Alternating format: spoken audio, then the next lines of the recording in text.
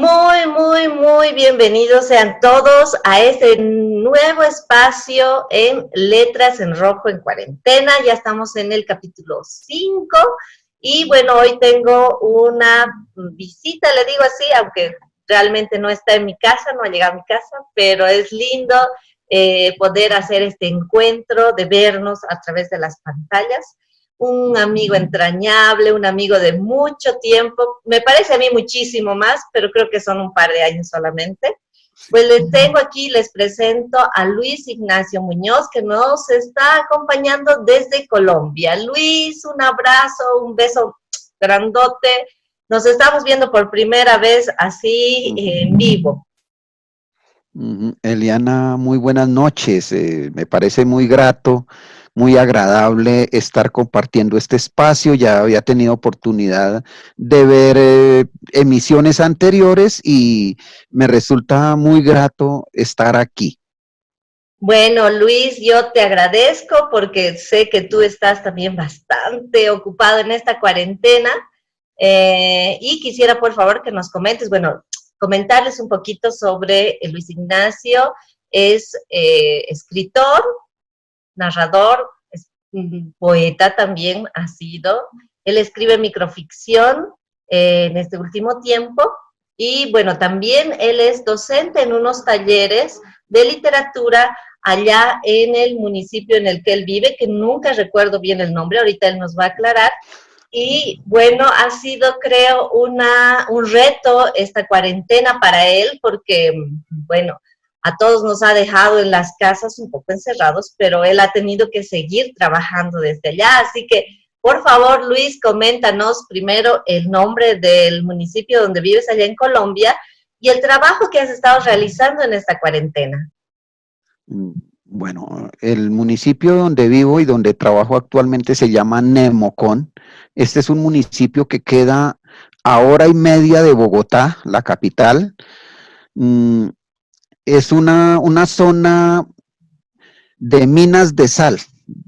Incluso Zipaquirá y Nemocón, que son dos municipios cercanos, tienen minas de sal y Zipaquirá tiene una catedral de sal, una iglesia hecha totalmente en sal, que es única podríamos decir que en el mundo.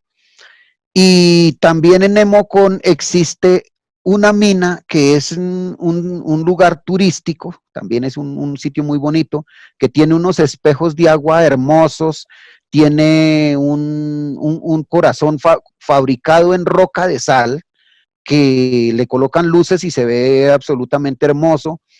Y allí en esta mina rodaron hace unos 5 o 6 años una película basada en un hecho que aconteció en Chile, que 32 mineros quedaron atrapados y fue una odisea de muchos días para lograr rescatarlos. Entonces, en la mina de sal de Nemocón rodaron esta película sobre estos mineros y es fantástico porque allí hay una cápsula donde muestran cómo les hacían llegar comida, cómo se lograron comunicar con ellos y cómo finalmente los logran rescatar. Hay unas historias fabulosas, incluso la historia de un minero que llegó el momento en que no quería que lo rescataran porque afuera lo estaba esperando la esposa y la amante, y hasta ese momento se descubrió. Sí, he visto la película y nos interesa Eso. mucho a Bolivia porque estaban algunos mineros bolivianos, bueno, o uno creo, no recuerdo bien, pero habían bolivianos ahí entre estos mineros que estaban allá Eso, y vi la película también, ¿no? Era eso, protagonizada por Antonio Banderas. eso. Entonces, sí, no, imagínate qué conexión tan interesante. Chile, Bolivia y Nemocón por la película. Mira qué interesante. Esto no lo sabía que también estaban allí mineros bolivianos, pero mira cómo son las cosas. Sí, entonces este municipio es caracterizado porque es una región salinera y es un municipio o sea, un pueblo colonial. Tiene alrededor de 400 años. Es una zona de unos 13,000 habitantes Vivo un poquito en las afueras, ya en la zona rural, que es una zona muy bonita y muy tranquila. Acá de pronto a veces en los videos, en las entrevistas, en las cosas, se filtra un poco el ladrido de los perros y el canto de los gallos. Qué maravilla, Sí, porque bueno, estás casi al borde del campo entonces. sí, esto es campo. Hace unos 40, 50 años atrás era un caserío, era como una aldea de unas casas, he visto fotografías y eran casas pajizas, unas casas muy antiguas, muy bonitas. Ahorita ya se acabaron, no quedan sino algunas que otra fotografía, pero era un sitio muy particular Qué y maravilla. bueno, sí. Qué maravilla. Y bueno, ahí es donde tú has estado realizando, bueno, realizas desde hace varios años atrás estos talleres literarios Mm, con los niños de varias escuelas o de una sí. escuela solamente. Bueno, a ver, te cuento. En sí, con los talleres de literatura, llevo trabajando 20 años, 20 Wow. años larguitos. Sí, ya mejor dicho, casi toda la vida. Sí, una media vida por lo menos. Sí. Mm, Trabajaba antes en Zipaquirá, también trabajé un tiempo muy corto en Bogotá y trabajo en Nemocón hace unos 9 años. El trabajo, esto es un programa que existe acá en el centro de Colombia, en un departamento que se llama Cundinamarca, que es el departamento que que contiene a Bogotá, digamos. Y es algo que se llama escuelas de formación artística, que esto fue creado hace unos 24 años porque la zona también fue muy azotada por la violencia. Entonces, en varias zonas de Colombia se crearon programas artísticos para los niños y los jóvenes y toda esta población que había sido afectada por la violencia. Entonces se crearon estas escuelas de formación en teatro, en danzas, en música y en literatura se crearon, creo que fueron de las últimas en crearse, que fue cuando ingresé, que en ese momento, cuando comienzo a trabajar, no éramos sino dos personas, una muchacha de otro pueblo y yo éramos los únicos que trabajábamos literatura en todo el departamento. Y este departamento tiene alrededor de 116 municipios, pero éramos solamente dos. Ahorita ya son como 50, pero en ese momento éramos dos. Y esto se desarrolla de la siguiente manera.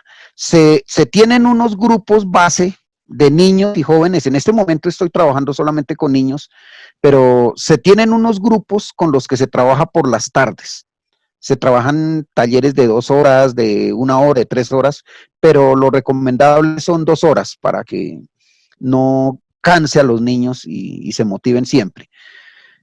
Se va a trabajar también horas a los colegios públicos, porque de los colegios públicos se consiguen a los niños que refuerzan los grupos con los que se trabaja en las tardes.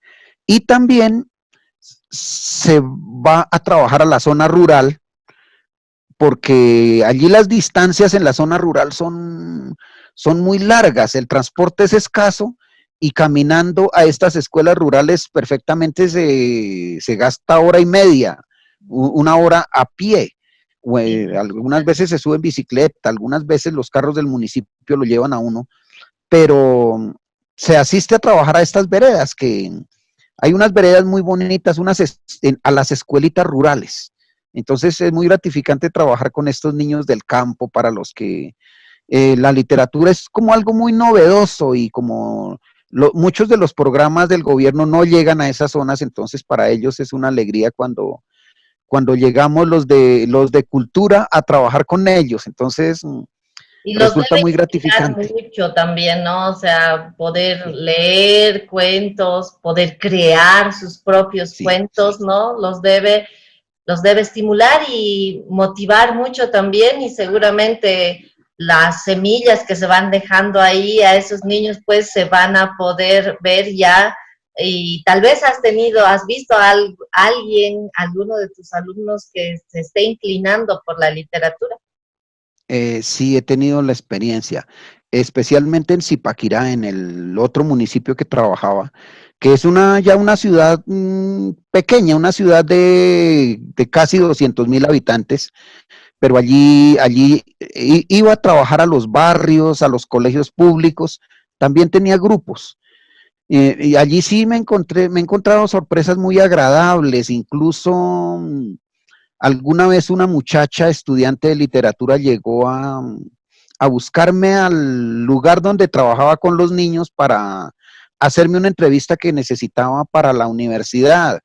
Y la sorpresa que me llevo es que ella había sido alumna cuando era niña, cuando tenía 12, 13, 14 años, ella participaba en los talleres de literatura y me resultó muy gratificante porque me dice que esos talleres la motivaron a estudiar más tarde literatura.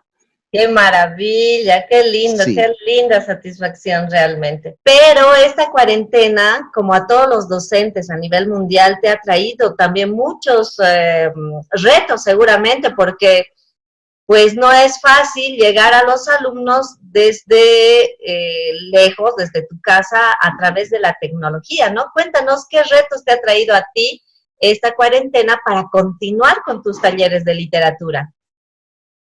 Sí, mira, esto es algo que es impresionante. Me encuentro un viernes dictando mi clase con 14 niños, algo muy bonito. Estaba con esos 14 niños, fuimos a la biblioteca municipal, leímos cuentos. Sí había cierta alarma por lo que se venía, porque estaba por salir un decreto en el que se suspendían las clases en todo el país y precisamente salió el decreto. Y a partir de ese lunes, en ningún colegio había clases y nos llega una notificación de la alcaldía donde tampoco podíamos hacer clases. Es decir, que quedaban suspendidas y teníamos que buscar una solución. A los pocos días nos reunieron para que las clases se trabajaran de manera virtual y tocó empezar. Sí, y De era, aprender cosas seguramente, de aprender sí, las formas de cómo llegar a ellos, ¿no? Más bien la claro. tecnología nos da opciones, pero qué fue para ti más difícil? Mm, a ver, adaptarme un poco a las circunstancias, porque bueno, hay cosas que había hecho radio y eso ayuda en parte. Y los videos y todas estas cosas, el mundo virtual no era totalmente ajeno para mí, por eso pues no fue tan fuerte el sacudón, pero sí un poco porque era preparar otras clases, dinamizarlas un poco porque necesitaba más brevedad y además llegar a otra gente porque me he dado cuenta que estas clases que hacemos no necesariamente llegan a las personas, sino llega a mucho más público, a muchas más personas. Entonces me tocó aprender a grabar esos videos, adaptarme, pero también a grabar hasta 5, 6, 7, 10 veces el mismo video porque me resultaba equivocando, me resultaba saliendo mal. Sin embargo, me acordé que en los años 60 acá en Colombia se formó una generación de locutores de radio excelente que eran contratados para La Voz de Estados Unidos y para la BBC. Y era que estos locutores les pagaban en esa época 5 pesos por cuña radial, pero el locutor tenía que ser muy preciso en la grabación de esa cuña, no se podía equivocar porque esas cuñas las grababan en acetatos, en los discos aquellos que ahora llaman de vinilo. Claro, y que Entonces, costaba muchísimo más en material, digamos, ¿no? sí, esos acetatos no se podían editar como se hace ahora con, con los Claro, videos y los audios, no podían sino que recortarlos y pegarlos. no, no, no. Entonces, el locutor que se equivocaba dañaba el acetato y tenía que pagarlo. El acetato valía 3 pesos, entonces se lo descontaban de los 5 que ganaba por la cuña. Casi no Entonces, ganaba nada podía salir a deber plata en caso de. de equivocarse mucho. Sí, entonces aquí existían esos locutores precisos, excelentes, unas voces y dije, bueno, pero entonces hay que hacer como esta gente porque no me puedo gastar un día entero grabando un video de 5 minutos solamente porque cada rato me equivoco, porque no me concentro. No, hay que hacerlo bien y eso he tratado de hacer. Me parece maravilloso a mí porque entonces has tenido en esta cuarentena que aprender varios temas y que seguro te van a servir también en tu Sí, sí, carrera de escritor, ¿no? Porque al final es la misma característica, si te has dado cuenta, en las redes sociales también los escritores y artistas en general, de todo género, ¿no? sí. Música, teatro, están mostrando pues su arte a través de grabaciones caseras, como diríamos nosotros, ¿no?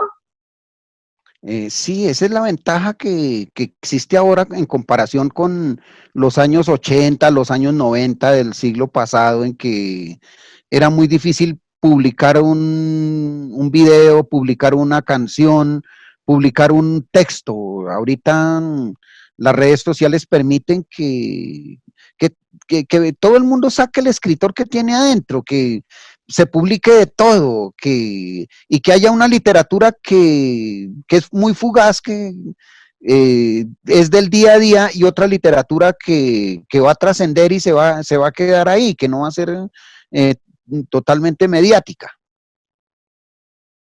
Es cierto, y bueno, como en todo, al final los lectores, o en este caso los que oyen y los que ven, pues van a ser los que elijan qué literatura van a disfrutar, qué literatura van a escoger, entonces también en todo, como en todo, tiene un abanico de opciones y será pues antes decíamos el lector, pero ahora será el oyente, el que ve, el que va a elegir también qué es Sí, lo sí. que va a consumir, ¿verdad? Pues entonces yo quiero felicitarte realmente y contigo felicitar a todos los docentes que ahora se están poniendo pues las pilas para poder hacer grabaciones, para poder trabajar en este tipo de plataformas como es Zoom, que ahora nos está sirviendo para hacer esta entrevista, y que a los profesores pues les ayuda a reunir a sus alumnos y poder Sí, dar también. una clase a través de la pantalla, ¿no es cierto? Entonces, quiero felicitarte y agradecerte porque gracias a este esfuerzo, a este trabajo que tú estás haciendo, pues muchos niños siguen recibiendo ese su taller de literatura que seguramente lo disfrutaban mucho y que ahora pues lo pueden ver ya por la computadora o por el celular seguramente, ¿verdad? Eh, Pero tú no solamente eres docente, también eres escritor, pero además también eres, no sé, me corregirás si me equivoco, pero también eres editor, porque tienes una página literaria muy interesante de la que tengo el honor de ser colaboradora aquí en sí. Bolivia, que es Letras Itinerantes, y quisiera que nos comentes de este proyecto tan interesante que ha llegado a muchos países hispanohablantes, porque no solamente en Latinoamérica, y nos digas de qué trata, qué difunde, que nos comentes para que podamos conocer. Sí, precisamente Letras Itinerantes nació hace alrededor de unos 17 años, pero nació fue como un taller literario. En Zipaquirá tenía un grupo de jóvenes adultos con los que hacía un taller. La alcaldía me pagaba por dictar ese taller, pero no tenía un salón en donde dictarlo. Entonces me prestaban muchos sitios, hasta alumnos que ya eran profesionales prestaban el consultorio, lo hacíamos en los cafés, en las casas de algunos de ellos, a veces cuando hacía buen tiempo en un parque muy hermoso que tiene Zipaquirá. andábamos de un sitio para otro. Entonces, a ese taller lo puse letras itinerantes, porque les dije, no, nosotros estamos como la filosofía de Heráclito, no nos bañamos en el mismo río dos veces. Creo que cada vez ese taller lo hacemos en un sitio diferente, entonces somos itinerantes. Y luego, cuando ya dejamos de ser letras itinerantes, porque finalmente nos asignaron un sitio específico para trabajar, que era el mismo lugar donde trabajamos con los niños, pero en ese momento ya ese taller lo hacíamos en la noche. Entonces, Letras Itinerantes se convirtió en un programa radial que se emitía los viernes a las 7 de la noche. Había una franja cultural en una emisora, y allí lo hacía. Empecé con uno de mis alumnos, que fue el que consiguió el espacio, y después a él le salió trabajo como docente en otra región y se fue, y me quedé con el espacio por más de 4 años, pero allí hablaba de literatura. Creo que el 90% de ese programa era literatura.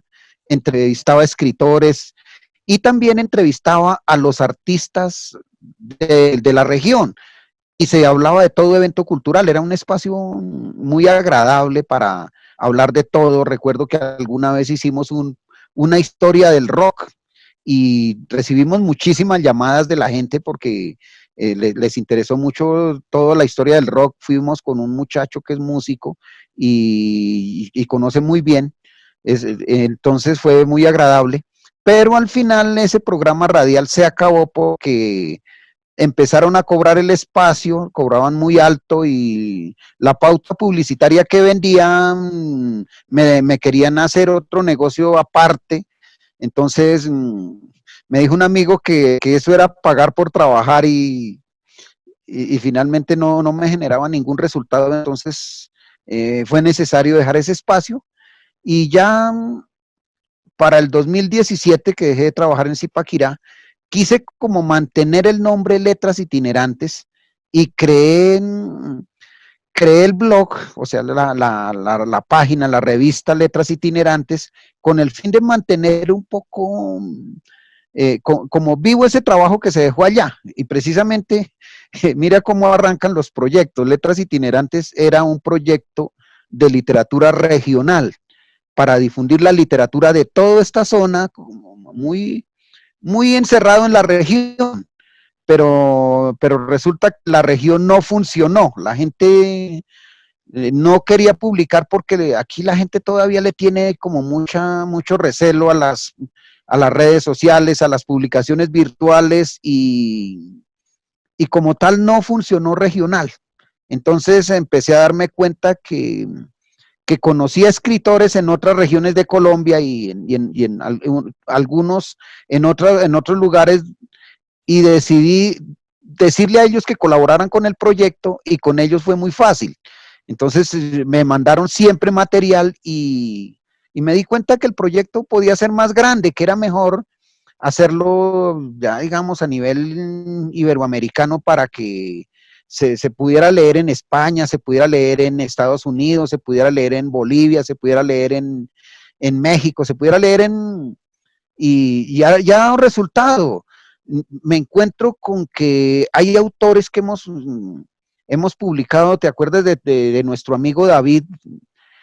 A él lo leen en Ucrania. Me sorprendió mucho que la publicación que le dedicamos a él recibió muchos lectores de Ucrania. Qué Y maravilla. así, sí, aparecen lectores de Noruega, de Israel, y me sorprende porque en un comienzo ese no era el proyecto, y ya llevamos 62 entregas de Letras Itinerantes. Qué lindo, qué Y lindo. Y bueno, sí, Letras Itinerantes, habría que aclarar que tiene también una característica de periodicidad que a mí me llamó mucho la atención, pero que ajá, me parece ajá. genial, si nos los puedes comentar. Sí, sí, sí. Sí, Letras Itinerantes sale cada día terminado en 7, es decir, el 7, el 17 y el 27. Entonces, y procura publicar, cuando es un autor invitado, 7 microcuentos, o a 7 autores. Se ha mantenido esa constante. En varios números nos hemos salido un poco, se ha ampliado un poquito más, o en algunos casos, como en el anterior, el de Azucena Franco, fueron 5, pero han sido contadas las ocasiones, porque el número 7 es un número de cábala, es un número Eso de... te iba a preguntar, ¿es tu cábala también? ¿Es por eso que elegiste eso? Sí, sí, sí, siempre me han pasado cosas con el número 7 y desde niño me ha llamado la atención porque me ha generado como toda esta intriga. Incluso acá en Colombia le hicieron una canción al número 7 diciendo que 7 eran las maravillas del mundo, que 7 los mares, 7 los pecados capitales y todo alrededor del número 7. Siete. Bueno, sí, esa es la periodicidad de letras itinerantes, a mí me llamó mucho la atención.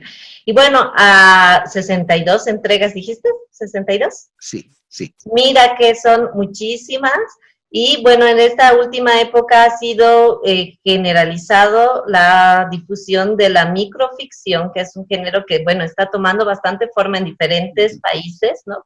Que ya tiene su historia en Argentina, en México, en Colombia también, están haciendo aquí en Bolivia, y pues está teniendo mucho interés, es un crecimiento, diríamos así, de lectores que les está llamando la atención mucho la microficción y que como tú decías, pues se está leyendo en lugares que no podemos imaginar, especialmente por el idioma, ¿no? Pero que mira que todavía hay gente que está leyendo por allá y seguramente pues está llegando estos autores que se han difundido por... ¿Tienes más o menos un número de los autores que han sido publicados en letras itinerantes, más o menos un Eh, aproximado? yo creo que ya nos estamos acercando a los 100. Pues es una maravilla Sí, y debo agradecerte porque ha sido un espacio muy interesante para la microficción boliviana también. Hemos tenido un par de números que los hemos dedicado a la microficción boliviana, microficcionistas bolivianos, y también en otros números bueno, han estado invitados microficcionistas bolivianos en representación de nuestro país. sí, como el maestro Homero, como el caso tuyo, el caso de Jorge, y vienen otros autores también, porque ya están preparadas varias ediciones a futuro, entonces vienen otros autores. Y también otra cosa que se me olvidaba aclarar es que Letras Itinerantes desde más o menos el número 14 optó por dedicarse a la microficción netamente, porque antes en Letras Itinerantes se publicaba poesía, se publicaron algunos cuentos de cierta extensión, pero se decidió darle como un lineamiento, encaminarla por la microficción, pero entonces me di cuenta que habían muchas cosas que ya estaban hechas, que por ejemplo existía una publicación muy parecida que se llama Cita en la Glorieta en España, Ecuador acá en Colombia, Brevilla en Chile, pero entonces estas publicaciones sacan microficción de todos los tiempos, clásica, y hacen un tipo de búsqueda de diferentes épocas, de diferentes autores, de unos autores ya consagrados, pero que podríamos llamar clásicos, y pensé por dónde entrar que ellos no hayan hecho. Entonces decidí que fuera de minificción contemporánea, tratar de vernoslas con estos autores pues nuevos, consagrados unos y otros no tan conocidos, pero encaminarla por ese lado. Y creo que ese ha sido como lo que marca una diferencia con respecto a las otras publicaciones, que allí estamos dando espacio a lo contemporáneo, porque lo clásico, los autores muy conocidos, ya estas otras publicaciones lo han hecho. Entonces, es importante apostar por autores ya conocidos y otros que no son tan conocidos y que es importante que se conozcan, y veo que a varios autores argentinos, de varios países les ha gustado la propuesta porque un autor mexicano que no se conoce en Argentina ha tenido oportunidad de aparecer en Letras Itinerantes y es muy gratificante. Incluso Patricia Nacelo me escribía hace un tiempo de algunos autores que ella no conocía y que aparecieron en Letras Itinerantes, que además que ella tiene un hermoso blog, un trabajo impresionante en Piedra y Nido, y que también tiene su identidad porque ella publica un solo autor por entrega, ¿no? Sí, no, es maravilloso. O sea, todos estos espacios, yo creo que son ventanas, vitrinas hermosas para que, Sí. como tú dices, autores mucho más reconocidos también se los lea y se los conozca en otros países, quizás que no se los conocía, pero este espacio en el que tú das opción a que escritores noveles se den a conocer, creo que es muy importante, porque cabe decir que tiene muchos lectores que ya siguen la revista, ¿no? Entonces, Sí, sí. encontrar siempre a un nuevo escritor que no se lo conocía, que no se le dio un espacio en algún lado, pues Letras Itinerantes lo hace y eso es muy, muy interesante y ayuda pues a los que estamos comenzando para que nos conozcan en otros países, ¿no? Y autores de otros países como de España, que no conocemos tanto, sino es que a los muy consagrados, pues los conozcamos también aquí en Latinoamérica. Sí, eso es cierto. Y me entero a ver, de una manera muy grata que hay una cantidad de publicaciones de microficción a través de toda Hispanoamérica. No sabía, por ejemplo, de Plesiosaurio, que es también una gran publicación de microtextualidades, bueno, la primera revista fuera del país que me publicó un microcuento fue Brevilla, que En Chile, con encontré, Lilian sí, Elfi.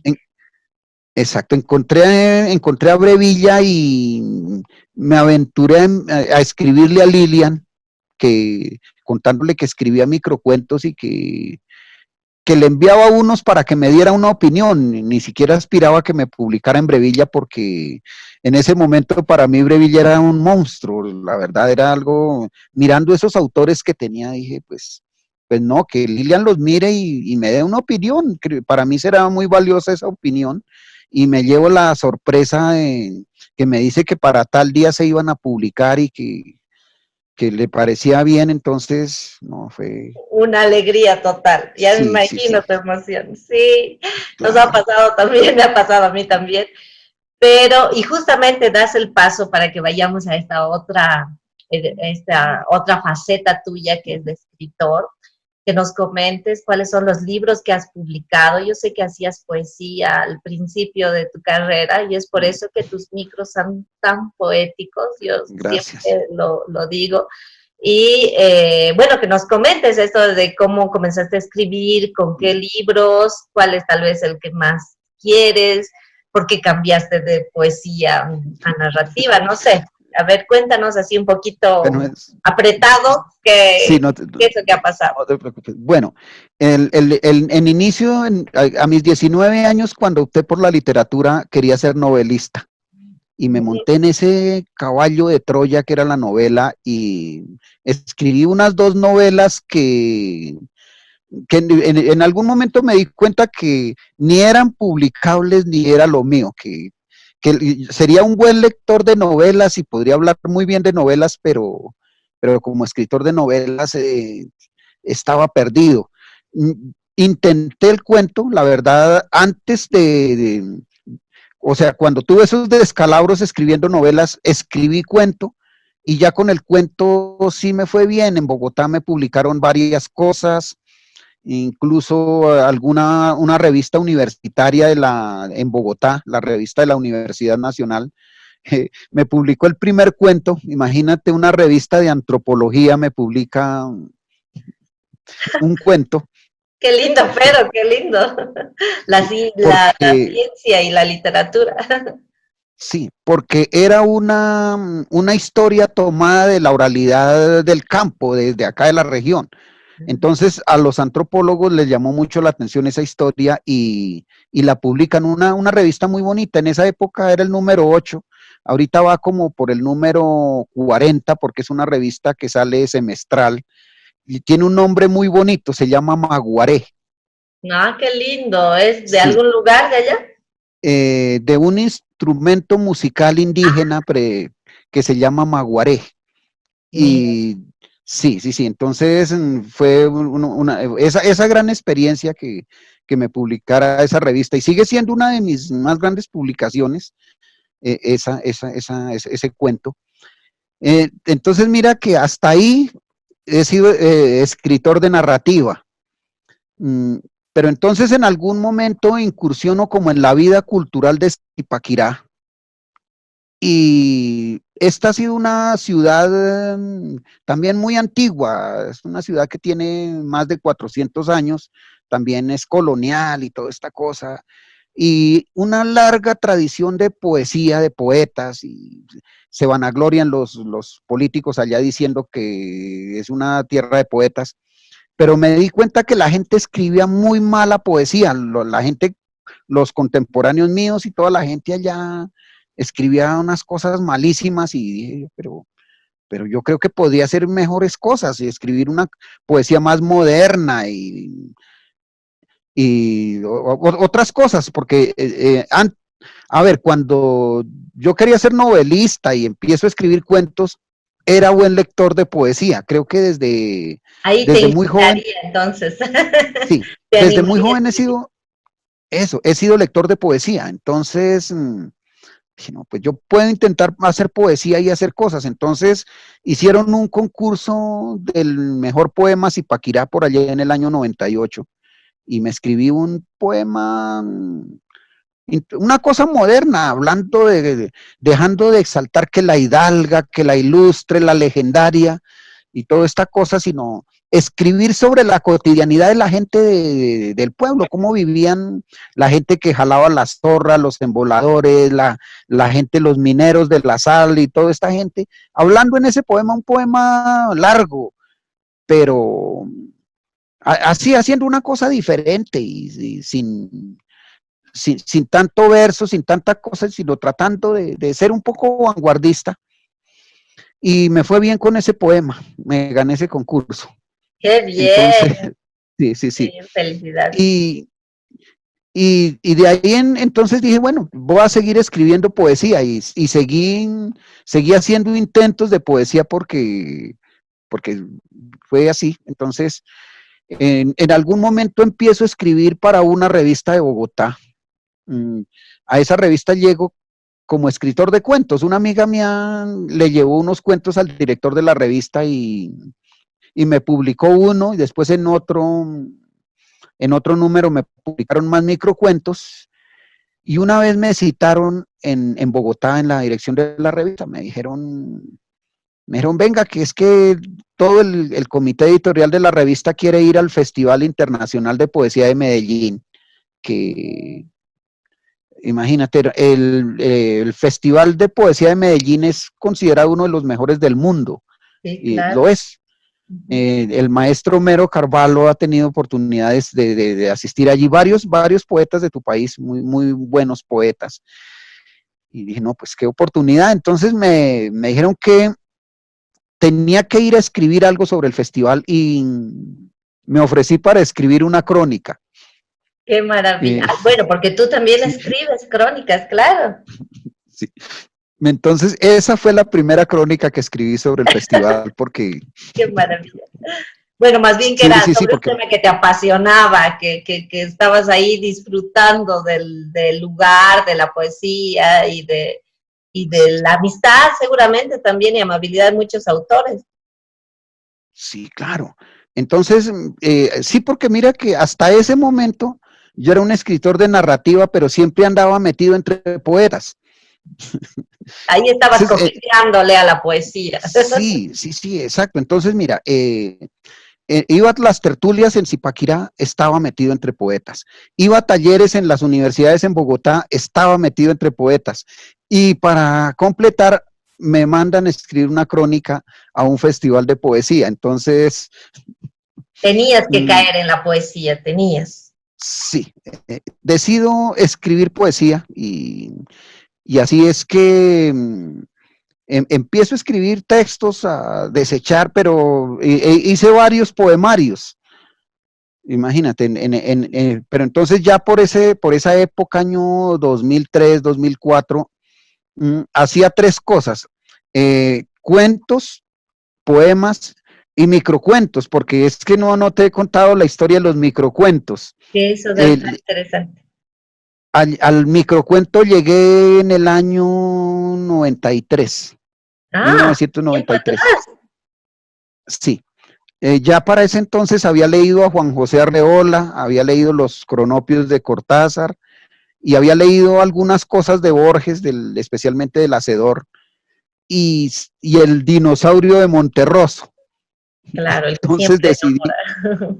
sí, en un viaje de Zipaquirá a Bogotá se me ocurrieron varios microcuentos y en un café de Zipaquirá empecé a escribirlos en un cuaderno y me salieron varios.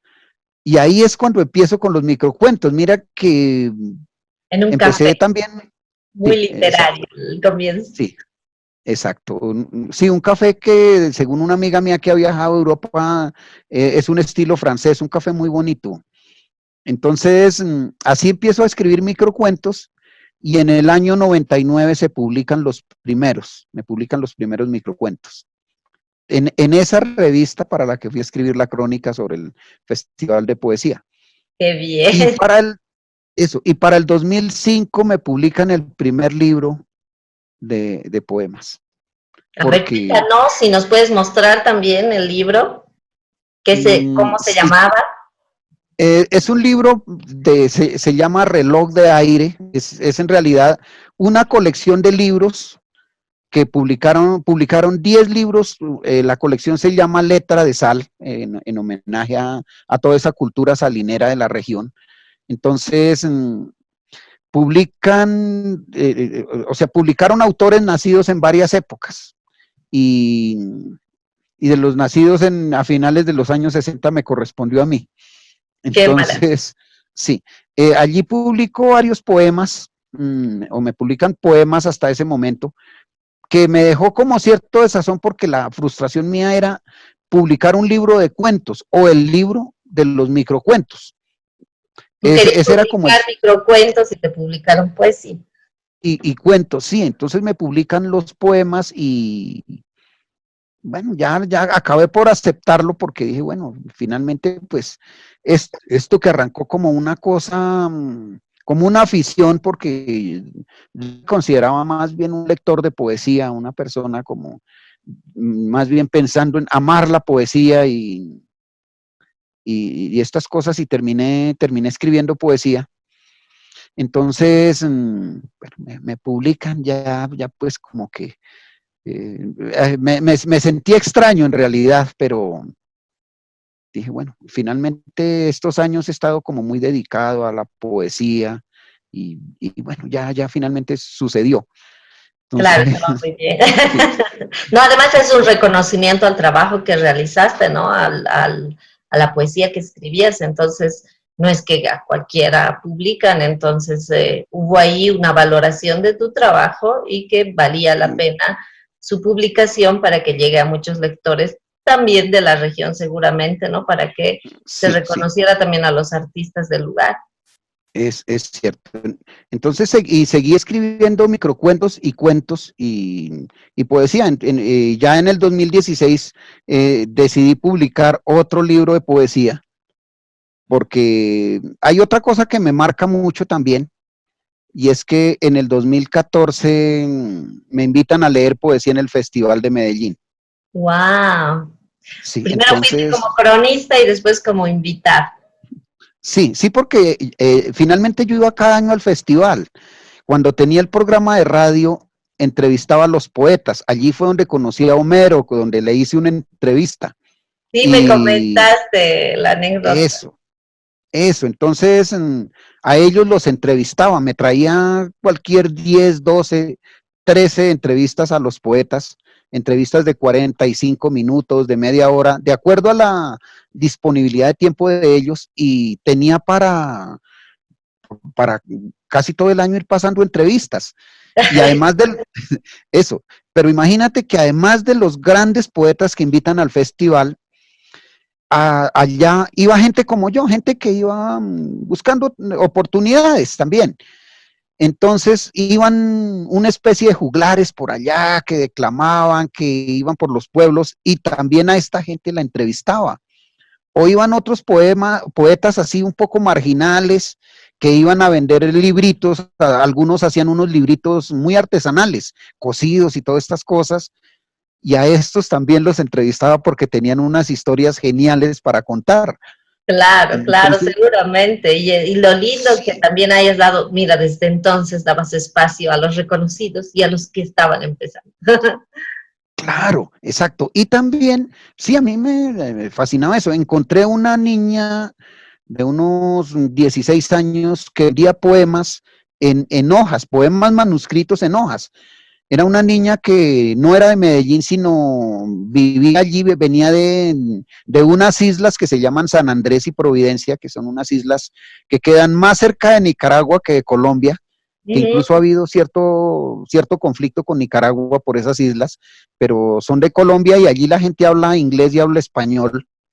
Entonces, esta niña vendía los poemas manuscritos, andaba con un montón de hojas con sus poemitas y los vendía y la gente le compraba, que además eso es lo rico de ese festival, porque asiste mucho público. Podrás creer que a la inauguración y el cierre, esos auditorios llevan alrededor de 10,000 personas. Wow. Sí, he visto algún video y sí, es impresionante, es Eso, casi como el Viña del Mar de la poesía, ¿no? Es un monstruo. algo así. El- Sí, sí, sí. los espectadores se vuelven un monstruo ahí. Yo me imagino que debe Eso. dar un terror leer ahí tus versos. Claro, claro. Pero fuiste de Mira invitado que entonces tú. sí, en el 2014 tuve oportunidad de leer y entonces eso me motivó a publicar un libro de poesía, a hacer una autoedición. Ya te muestro el libro. Vamos a estar viendo entonces, vamos a conocer, porque es muy interesante, creo, mostrar el trabajo que realizan y gracias a esto de la tecnología tenemos la opción de tener, pues, poder ver el libro en sí, tal vez no poder tocar lo que nos encantaría y poder ojear también, pero no, podemos pues ahora tenemos que verlo a través de las pantallas, pero hay la opción. A ver, muéstranos ese segundo ya Sí, libro que tú tenías de bueno, poesía. ¿Cómo se entonces llamaba? este es el primero. Ese es el primero que se llamaba Reloj de Aire. Sí, Reloj de Aire, bien. eso.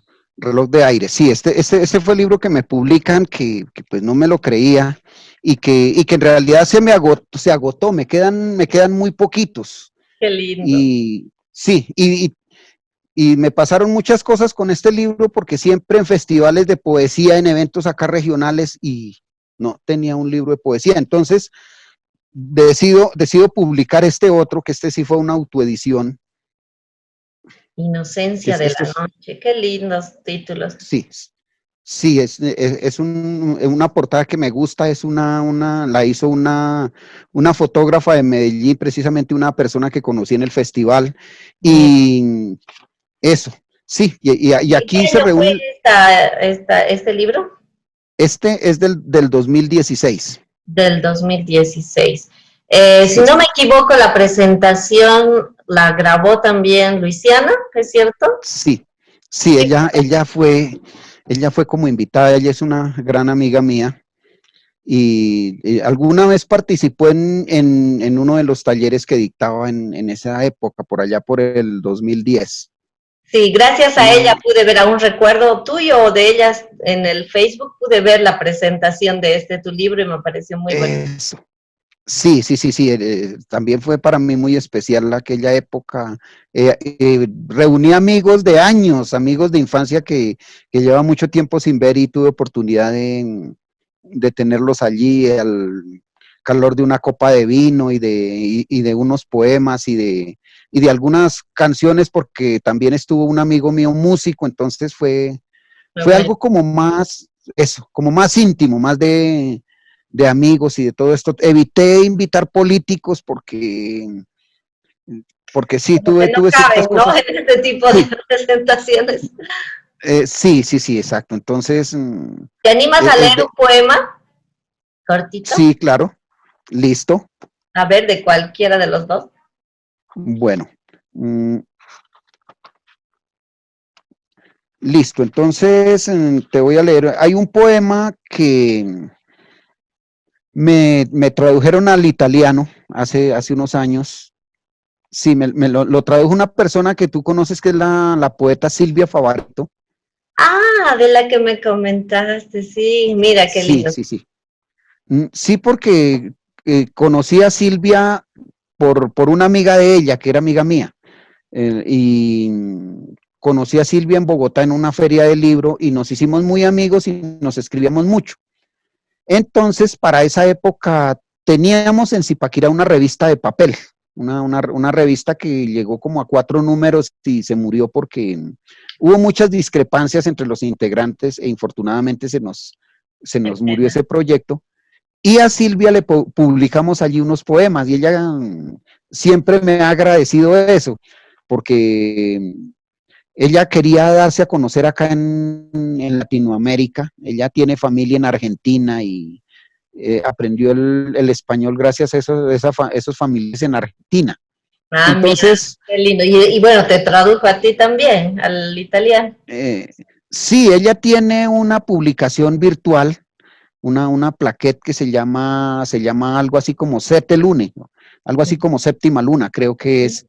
Y entonces alguna vez me escribió, me dijo que cómo iba con la poesía, que si ya tenía algún libro publicado y le dije que sí. Entonces me dijo que le mandara todos los datos del libro y un poema para publicarlo. Entonces ella lo tradujo y parece que allá le fue muy bien con la traducción porque llegaron comentarios que ella me los tradujo y parece que hizo una muy buena traducción que incluso mejoró el poema. Ya me imagino. No, pero sería lindo que le pidas también que te lo pueda grabar. Así es uno de los idiomas más dulces el italiano y no Sí, un sí, sueño que tu poema esté en italiano, así que eh, eso, te pongo como porque reto que incluso, le digas que te lo grabe para que lo podamos escuchar oye, también en algún momento. genial, genial, muy buena idea y la voy a poner en práctica. Es que por el otro lado, aquí aparece el poema en italiano en la traducción de Silvia. Ah, mira, pero nosotros no tenemos el acento italiano, si no podíamos leerlo. No, sí, sí, sí, Qué sí, sí, lindo, qué sí. lindo. A ver, entonces escucharemos la versión española. Infancia. En mis labios de niño aún no había la palabra que define al amor. Homero Aridgis. Bajo el árbol de las peras está la inmensidad del mundo. Viven esos viejos hombres de maltrechas ruanas, sombreros achacados de intemperie y un gigante gato amarillo. Solo conversan conmigo para que los de la casa no se rían. Debajo de tantas ramas caen estrellas apagadas y hojas en forma de corazón. Allí la voz del viento. Aquellos hombres descolgados de las ramas que nadie más puede oír. Qué lindo. Realmente ya entiendo de dónde nace lo poético de tu microficción. No, gracias, muy lindo. No había escuchado ni leído ninguna de tus poesías y para mí es muy lindo poder hacerlo a través de este medio y escucharte además leerla. Gracias, gracias Luis. No, Pero con también muchísimo queremos gusto. escuchar tus microficciones, porque es algo en lo que ahora te estás concentrando y que tienes también un libro publicado de microficción. Sí, es verdad. Este libro se llama Cuentos para Rato, donde aparecen publicados cuentos desde algunos que se salvaron de aquellos de 1993 y otros que se han ido escribiendo, y terminé reuniéndolos en este libro porque también siempre el sueño era publicar un libro de microcuentos, además porque en algún momento me reconocían en Zipaquirá, me reconocían en Bogotá por los microcuentos y no había tertulia donde no fuera que no leyera microcuentos, entonces... Tenías que tener tu libro. Sí, de tal modo que lo hice, los, los publiqué. Entonces, este se llama Pero fue mi testimonio. Testigo como fui de la riña machetazos, me llevaron a la inspección de policía. Me dijeron que hablara de los pormenores. Los dos campesinos estaban tomando cerveza en la cantina del Loco González.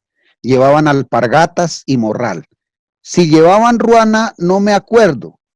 El uno era alto, el otro también. Tenga la bondad de ser breve y hablar de lo concerniente a los hechos, me exigieron de manera tajante y brusca. El más gordo le reprochaba al otro la rapidez al beberse las cervezas. Limítese a los hechos, por favor, me volvieron a exigir. Luego de los insultos, su cita en el callejón.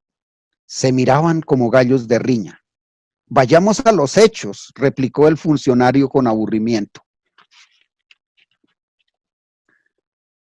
Después fue la danza de sangre y el tintineo de metales. Yo los miraba parado en el andén. Incluso quise apostarle al dueño del establecimiento que el gordo caería primero. Sin embargo, no llegó a ocurrir. La gente acaba por intervenir, aunque tarde. ¿Eso es todo?, preguntó el funcionario.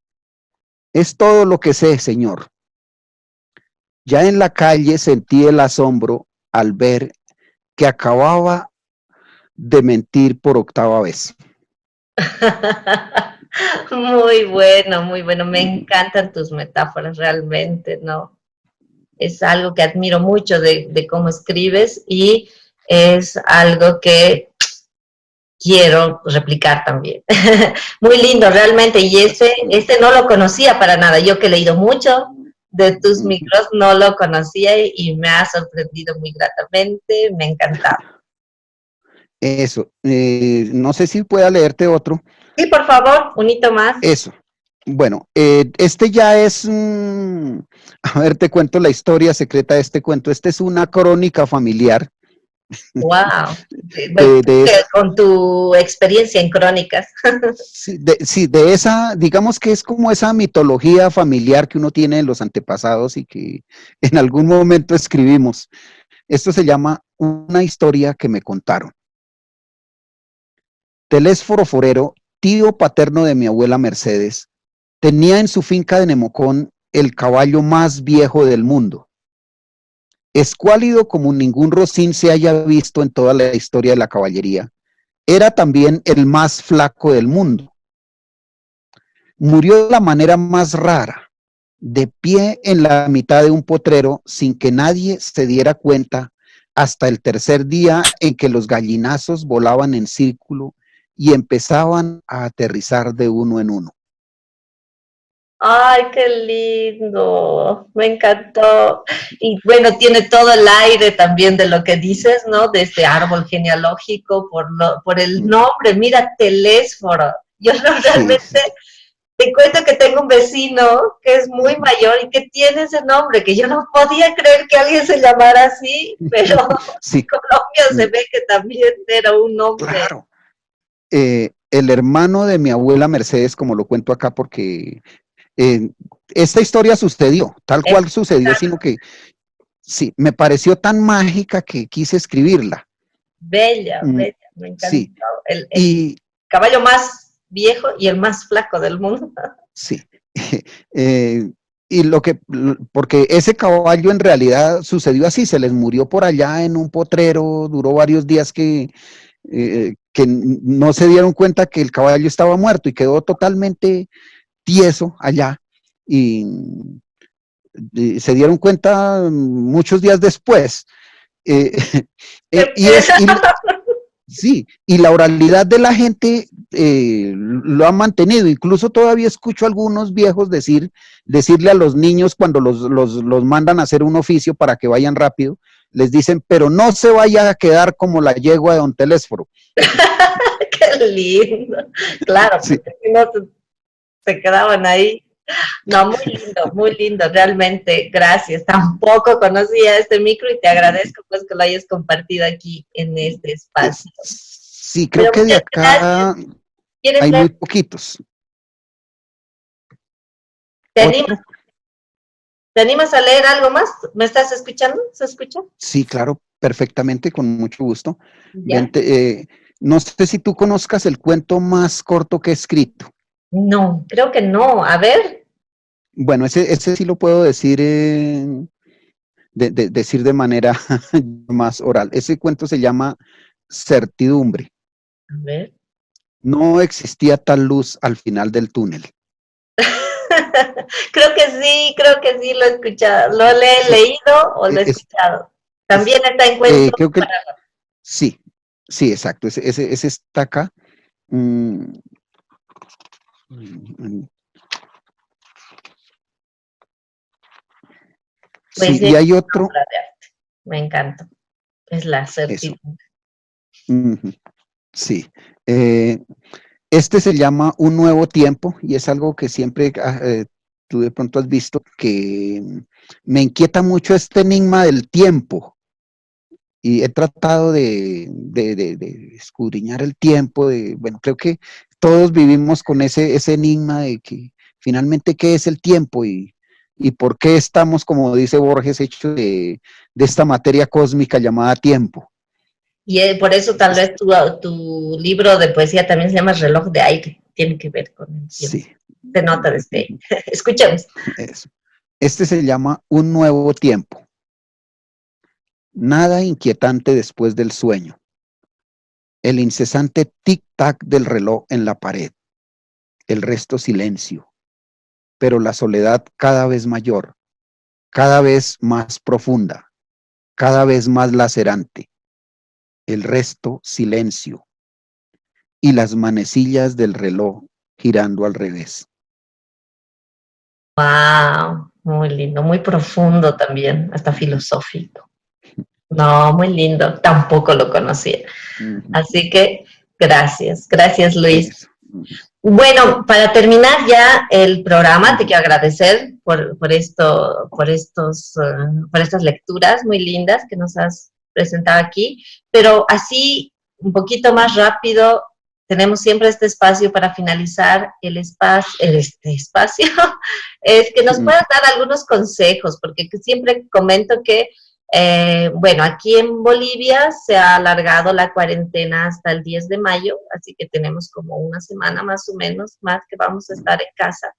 Y en muchos países también de la misma manera. Sí, Entonces, tú que has trabajado desde los dos lados de la literatura, ¿no? Tanto como editor, como escritor, como periodista también, ¿no? Que nos puedes tallerista. algunos consejos, y bueno, también tallerista, docente, ¿no? Y más que todo, desde esa tu experiencia, que nos puedes dar algunos consejos para escribir más, mejor, por primera vez, no sé, pero que mucha gente se está planteando este reto. Bueno, creo que lo primero que todo es amar la literatura, sin duda, enamorarse de esto, porque a partir de amar la literatura ya el resto viene por sí solo. Hay que consagrarse a la literatura en realidad y ya el resto viene por sí solo, pero hay que trabajar muy duro también, hay que tener mucha disciplina, leer, releer, escribir, reescribir, corregir mucho, eh, aprender a escribir poco a poco. Creo que hay algo muy importante que creo que debí haberlo aprendido a los 19 años, lo aprendí mucho después, pero lo aconsejo ahora. Eh, Hay algo importante para aprender a escribir que es aprender cómo están construidas las obras literarias, cómo está hecha una novela, cómo está hecho un cuento, cómo está hecho un microrrelato. Hay que aprender a desmontarlas pieza por pieza y conocer como esa arquitectura literaria para de esta manera construir la nueva literatura y construir nuestra propia obra. Creo que esto es básico, hacer lo que García Márquez llamaba una lectura técnica, que esa lectura técnica es aprender cómo está hecha la obra literaria, desmontarla en todo su engranaje, en todas sus piezas, y así escribir. Creo que esa es una de las claves y que ojalá muchos lo agarren muy jóvenes porque eso les va a servir. Creo que todo lo que se hace antes de los 30 años es clave para todo el futuro, para el resto de la vida. Entonces es muy importante. Y otra cosa, lean de todo, hay que leer de todo y releer también porque es muy importante. En la relectura está el aprendizaje y hay que mirar cómo está construida una frase, cómo está construido un párrafo, cómo el por qué la poeticidad de un texto, por qué algo tiene tanta profundidad y por qué otras cosas no. Creo que cuando se logra esto, ya el camino es más fácil, sin decir que la literatura es un lecho de rosas, pero, pero es algo muy importante, ¿no? Creo que es un lecho de rosas, pero como son rosas, tienen sus espinas, pero es muy bello, ¿no?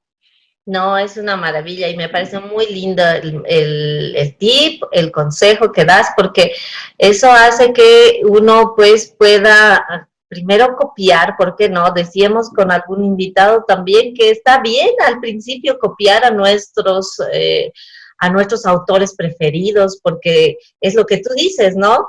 De construir y construir también, ¿no? Claro. Dentro de los ejercicios literarios, incluso en los talleres te dan el ejercicio de poder reescribir algo que ya está escrito, ¿no? Y eso te ayuda pues a encontrar esta voz tuya, que no es nada fácil hacerlo, pero que te ayuda también a empezar a escribir. Así que me parece muy interesante esto de la lectura técnica, ¿no? Y en la Claro. que sugieres, ahí es donde podemos hacer esa lectura técnica.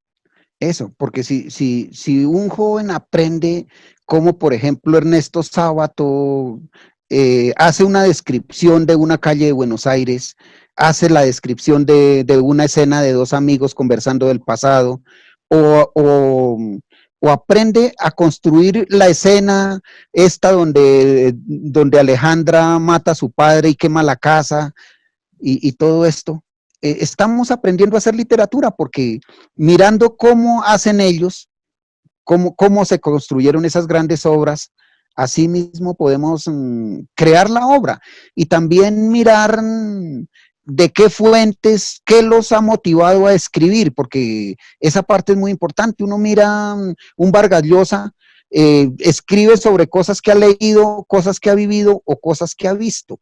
Un García Márquez se inspiraba también en esa crónica familiar, la historia de los antepasados, en vivencias o en imágenes que él veía en algún momento y era el punto de partida para escribir sus cuentos o sus novelas. Exacto, entonces ese es el reto que nos podemos poner en estos días que nos quedan de cuarentena y que veamos también a futuro si va a continuar o se va a flexibilizar. Bueno, Luis, te agradezco muchísimo por haber estado esta noche compartiendo tu poesía, tu microficción, tu experiencia como docente. Para mí ha sido muy lindo escucharte, verte así en vivo, porque nosotros conversamos muy, muy seguido, casi todos los días, pero no nos habíamos visto así en vivo antes. Así que esta es una doble felicidad que tengo al entrevistarte y verte así en vivo. Y te quiero agradecer muchísimo y también invitarte para que en una próxima oportunidad pues sigamos hablando de literatura. Claro que sí, con muchísimo gusto, que es lo que más me gusta hacer. Creo que la literatura ya ha sido 30 años para mí la compañera inseparable. Yo le decía a algún amigo jocosamente que a los 19 años tuve como la gran encrucijada de mi vida. Que esto creo que es como para un microcuento. Tenía solamente 3 cosas por hacer, que era casarme, suicidarme o escribir.